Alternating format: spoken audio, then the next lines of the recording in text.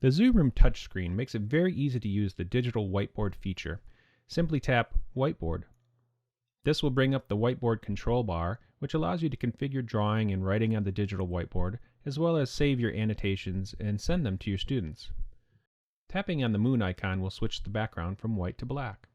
Use the diskette icon to save your annotations as an image or PDF file and send them to your students by email. The square icon with the plus sign at the top corner allows you to add a new page to your digital whiteboard session.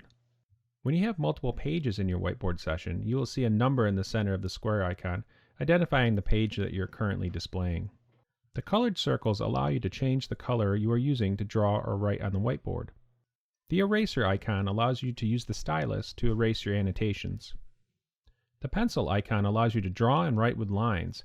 Tap it to shift to the shape icon, and you can draw shapes either freeform or with smart recognition. Use the undo icon, circular arrow pointing counterclockwise, to remove the last action you took. Tapping the trash can icon will clear all annotations from the current screen. Tap Close when you're ready to stop using the digital whiteboard.